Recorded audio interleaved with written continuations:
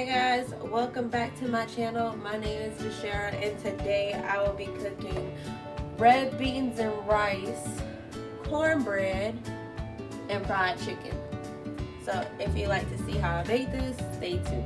Alright, so I'm also doing this in my Instapot. I have been using this Instapot in almost every video now. What I'm doing to start off my red beans and rice is just putting about 2 spoonfuls of butter in here, and I'm going to use that butter to saute my vegetables. Right here I have chopped up a half of a green pepper, about 3 stalks of celery, a half of a yellow onion, and about 4 links of smoked Roger Wood sausage. The smoked sausage is what's going to give us our flavor. You can use pretty much any kind of smoked meat that you like. If you have like a ham hock, a turkey wing, a turkey leg, anything like that, you can throw that in here. But this is going to be kind of a quick version because I am doing it in the Instapot. So I want to make it as fast as possible. So this is going to be about a 30-minute meal, hopefully. So right now I just have my Instapot set on saute mode. And I am just melting this butter really fast. Once this butter melts, I'm going to go ahead and throw in all the vegetables.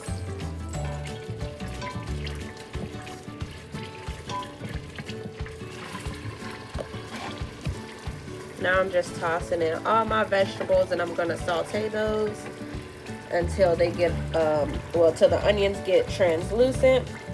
I'm also going to add some minced garlic in here. This right here, what I'm cooking with, is basically what you call the Holy Trinity.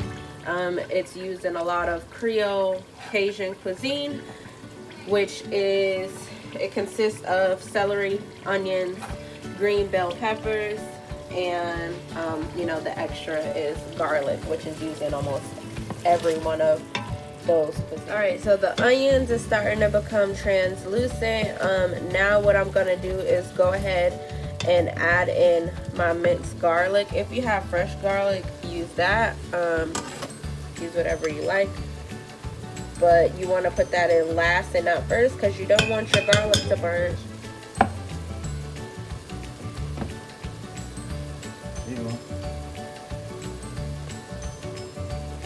You don't want your garlic to burn. And that's about probably about a teaspoon or maybe a tablespoon of garlic. You just want to cook that until it becomes fragrant. And then I'm going to go ahead and add in my smoked sausage. So now I am about to go ahead and add in all of the smoked sausage. And let that cook. You can add more or less to it, however much you like. I don't like these little pieces. What? Like when they be together, I don't like that. They need to be separate. But I think this is enough for us. I actually might add some more. No, we don't. We got chicken, so I'm not gonna add no extra sausage because that's like a lot of meat. Excuse the noise in the background. I have a 3-year-old making noise.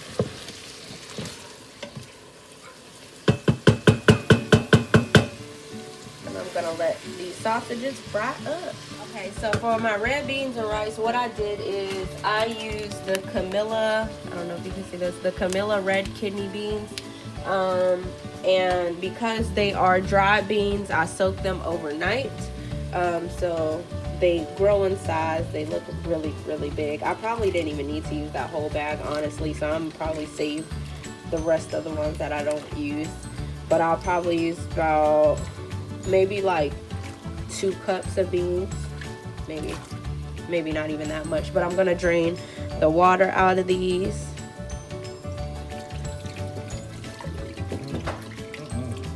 What?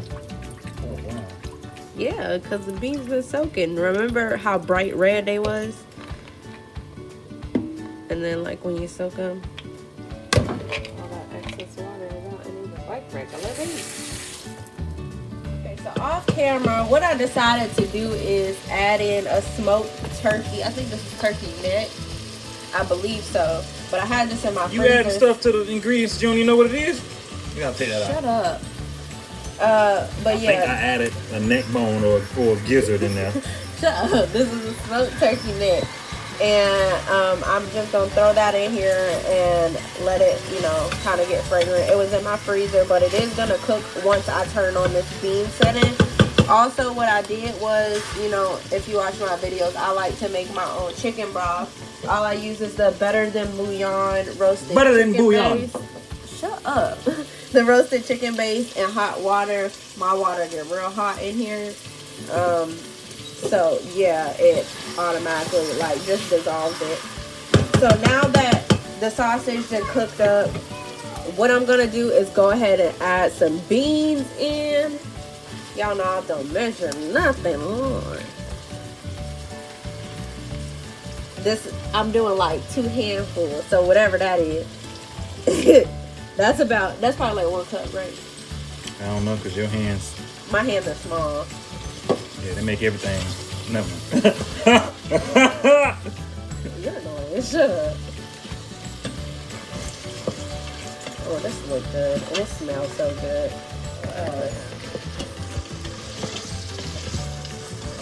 Alright, so I think that's enough beans. Yeah. I think this is enough beans for us. I'm going to save the rest of these beans that we got left over. I used the whole bag. Well, you know, I rinsed the whole bag and didn't have to. But I am going to use them. So what I'm going to do is go ahead and add my chicken broth. And you want to add enough to cover your beans and the meat. So I added about 4 cups of water. This is enough to cover the beans and cover, you know, all the meat as well. Now what I'm going to do is go ahead and season it. Now normally if you're cooking on a regular stove, you can do exactly what I'm doing. But if you do it on a regular stove, do not add your salt until the beans have fully cooked. And the reason why is because if you add salt while cooking the beans, it's going to make the beans tougher and they're not going to be like soft. So if I had Slap Your Mama, I'd put that in here, but I got this Raging Cajun Cajun seasoning. I'm gonna throw some of that in here.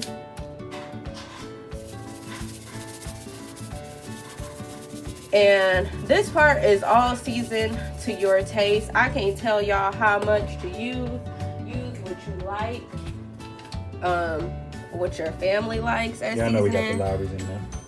I'm using some seasoning salt, not a whole lot. I'm also using this Cajun style spicy Louisiana classic all-purpose seasoning. Y'all, this is good. I done use this on just about everything and it tastes so good. It ain't super spicy, but it gives it a good little tad of a kick. Now I'm adding the accent, and like I said in my last video, don't come in my video and talk about, oh, she putting all that seasoning in there, mind your business. I'm adding the last of my Tony Chachere's Creole seasoning. This is the original one. Some garlic powder. Some complete seasoning. This is the Badia brand. Badia. And last but not least, I'm gonna add about 2 bay leaves. Well, I might need to add more because these are like in half. But the bay leaves is gonna give you that good Cajun flavor.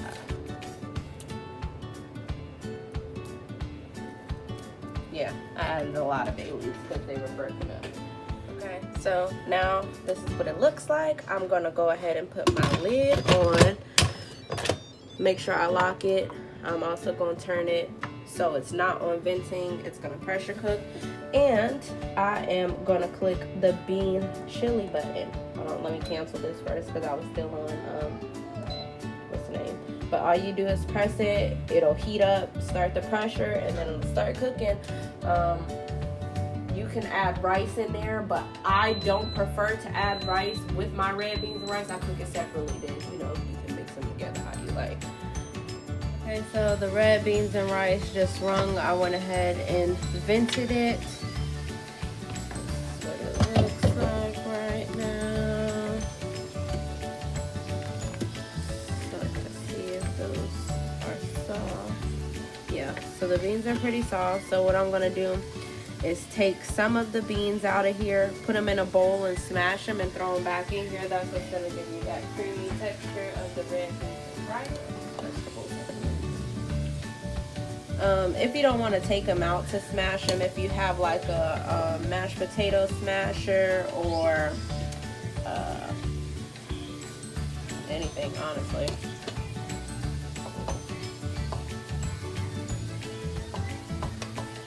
So I just took some of the beans out, and right now I'm just mashing them with a fork so they get creamy. This is the creamy texture that you're going to want for your red beans and rice.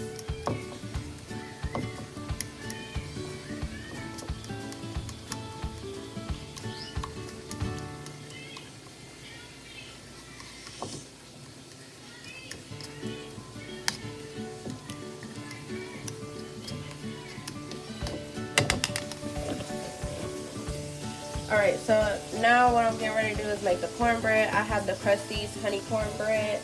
This is really good. Normally I use Jiffy, or sometimes I'll make it from scratch. I really only make it from scratch when I'm making dressing. But yeah, that's a quick way to do it, honey. And it's good. Like, this cornbread is actually really, really good. I like it. Okay, so I'm just following the directions. I mean, y'all can do the same thing. It just calls for the mix, 1 egg,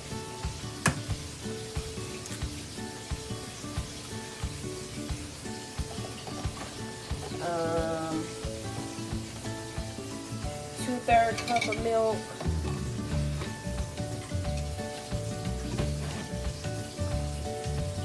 and 1/3 cup of vegetable oil or butter. Sometimes I use butter, sometimes I use vegetable oil. All I did was use some Pam to coat the pan that I'm using because I don't want this cornbread to stick. I'm gonna mix this up, and then I'm gonna throw it in the pan, and we're gonna bake it on 375 for, I don't know, I just do it until it gets golden brown, honestly. I don't never time it.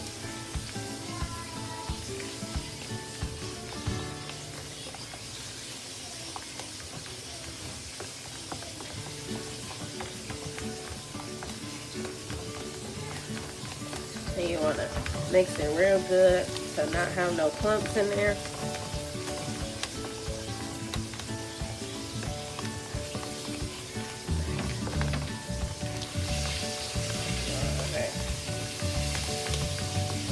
Alright, and now that it's been mixed, I'm just going to pour it in here.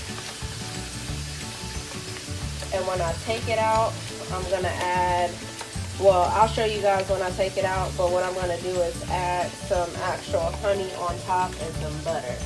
Alright, so this is the cornbread. I went ahead and took it out the oven. It took about 30 minutes. I add butter on the cornbread right now, and then I'm gonna go ahead and put the honey on it like I told y'all. I'm gonna wait for it to cool down before I cut it. But yeah, you want to put butter on it because you don't want it to be dry, you know. Somebody want a dry cornbread. That ain't it.